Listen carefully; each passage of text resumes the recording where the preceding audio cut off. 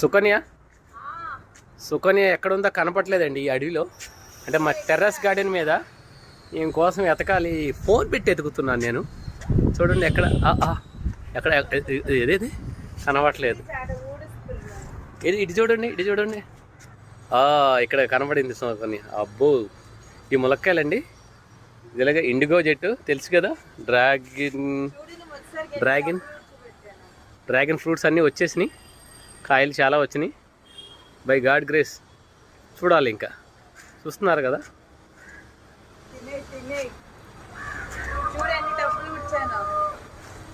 ఈరోజు సెలవు కదండి. ఎన్ని టబ్బులు అంటే వావ్, ఈ టబ్బులన్నీ ఊడ్చేసింది ఈరోజంతా.